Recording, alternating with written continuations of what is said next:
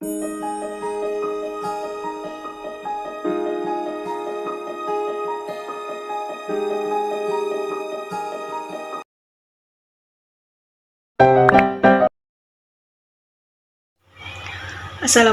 warahmatullahi wabarakatuh. Perkenalkan, nama saya Retna Agustina, NIM 111. Di sini saya akan menjelaskan tentang analisis conjoint. Perkenalkan, nama saya Retna Agustina, NIM 111 dari kelas Agribisnis C. Di sini saya akan menjelaskan tentang analisis mini riset preferensi mahasiswa terhadap makanan instan abon menggunakan analisis conjoint.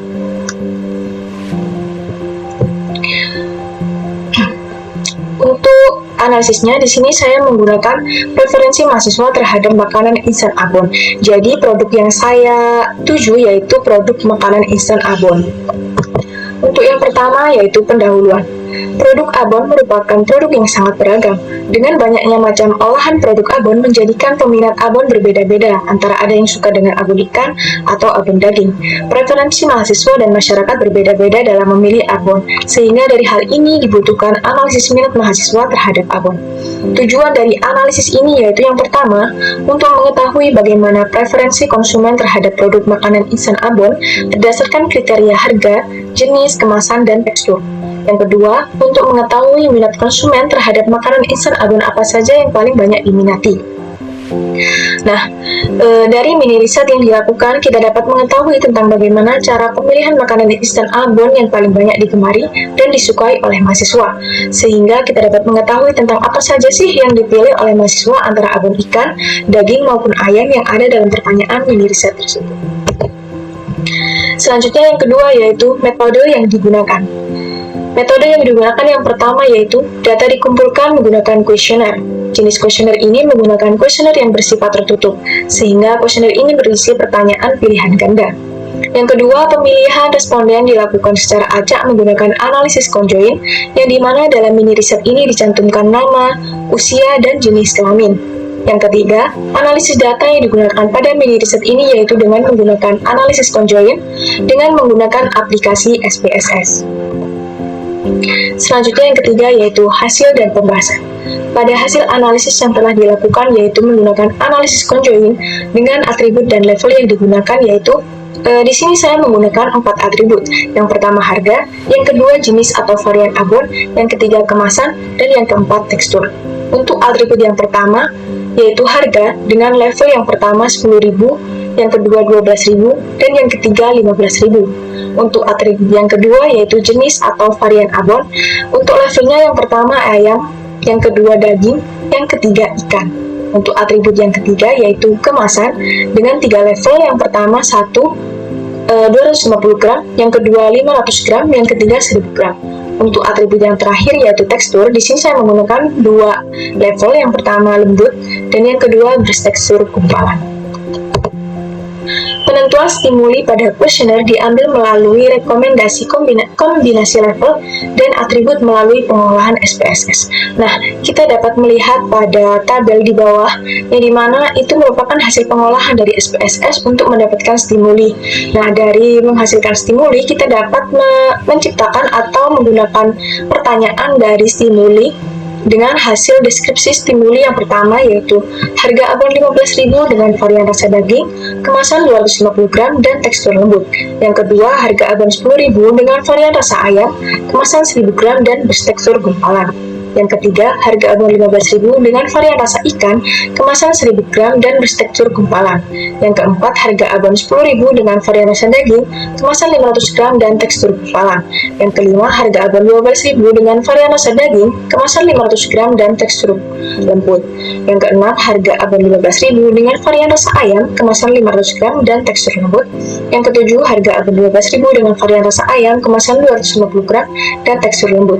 Yang delapan, harga abon 12.000 dengan varian rasa ikan, kemasan 500 gram, dan tekstur lembut. Yang terakhir, harga abon 10.000 dengan varian rasa ikan, kemasan 250 gram, dan bertekstur gumpalan. Gimana sih cara nentuin pertanyaan-pertanyaan kita pada saat melakukan kuesioner?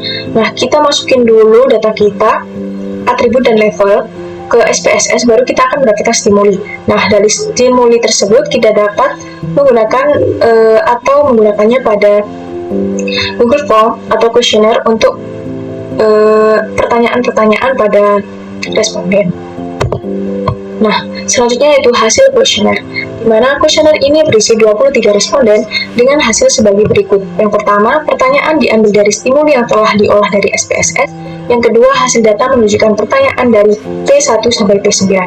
Nah, dari responden tersebut kita dapat menghasilkan di mana terdapat responden 23 dan juga pertanyaan dari 1 sampai pertanyaan 9.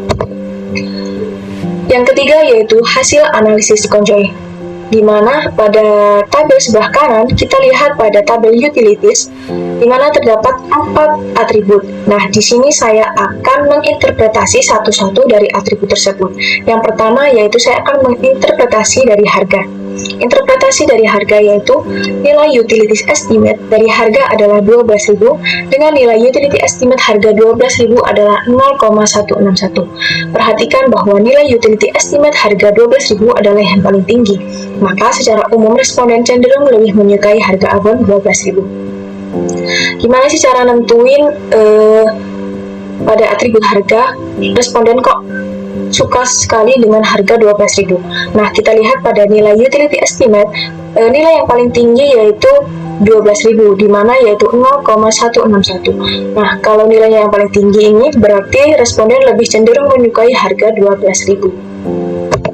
Nah, untuk selanjutnya yaitu di sini saya akan menginterpretasi dari atribut jenis, di mana interpretasinya yaitu nilai utilities estimate dari jenis adalah daging, dan nilai utility estimate jenis daging adalah 0,161. Perhatikan bahwa nilai utility estimate jenis daging adalah yang paling tinggi, maka secara umum responden cenderung lebih menyukai jenis abon daging. Untuk menentukan responden lebih menyukai jenis abon apa sih, itu sama seperti pada saat menentukan harga, di mana pada atribut jenis nilai yang paling tinggi yaitu diperoleh daging. Jadi responden itu lebih cenderung menyukai jenis abon daging. Selanjutnya yaitu untuk atribut yang ketiga yaitu kemasan, dengan interpretasi yaitu nilai utilities estimate dari kemasan adalah 250 gram dengan nilai utility estimate kemasan 250 gram adalah 0,228. Perhatikan bahwa nilai utility estimate kemasan 250 gram adalah yang paling tinggi, maka secara umum responden cenderung lebih menyukai kemasan abon 250 gram. Untuk menentukan nilai utility-nya itu sama seperti harga dan jenis, di mana kita dapat melihat nilai utility estimate yang paling tinggi. Nah, di sini kan yang paling tinggi itu kemasan 250 gram. Berarti responden lebih cenderung menyukai kemasan dengan kemasan 250 gram. Atribut yang terakhir yaitu tekstur, di mana interpretasinya yaitu nilai utility estimate dari tekstur adalah lembut dengan nilai utility estimate tekstur adalah 0,078. Perhatikan bahwa nilai utility estimate tekstur lembut adalah yang paling tinggi, maka secara umum responden cenderung lebih menyukai tekstur abon lembut. Sama seperti harga jenis kemasan, kita dapat melihat nilai utility estimate dari nilai yang paling tinggi. Selanjutnya yaitu kita melihat tabel importance value, di mana interpretasinya yaitu berdasarkan tabel importance value diketahui atribut kemasan memiliki nilai kepentingan yang paling tinggi, yakni dengan nilai kepentingan 29,660. Hal ini berarti secara umum responden menganggap kemasan merupakan aspek paling penting pertama dan disusul tekstur, jenis abon, dan harga. Gimana sih kita nentuin importance value?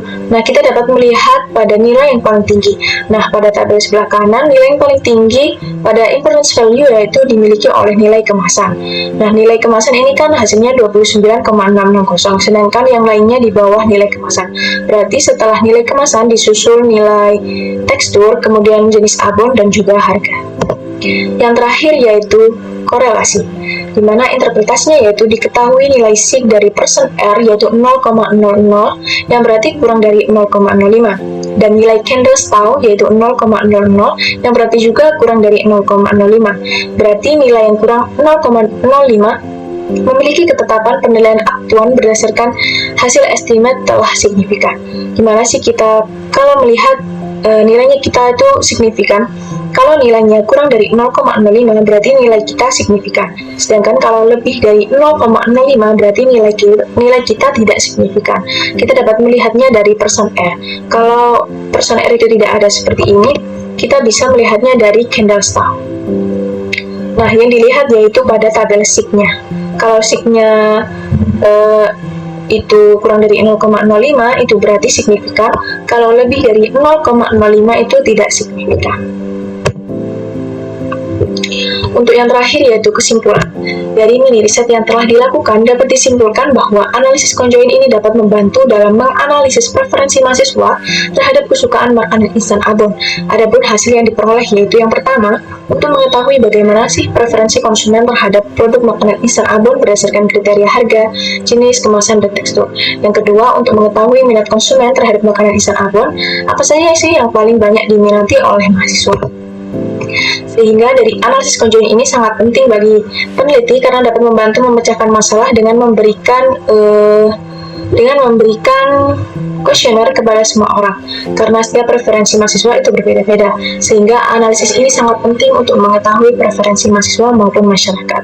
Nah, jika ingin mengetahui preferensi semua orang, kita dapat menggunakan analisis conjoint ini, karena analisis conjoint ini sangat penting untuk menentukan bagaimana sih preferensi semua orang terhadap suatu produk atau suatu barang yang lainnya. Berikut pemaparan dari saya. Mohon maaf apabila ada salah kata. Sekian dari saya. Terima kasih. Wassalamualaikum warahmatullahi wabarakatuh.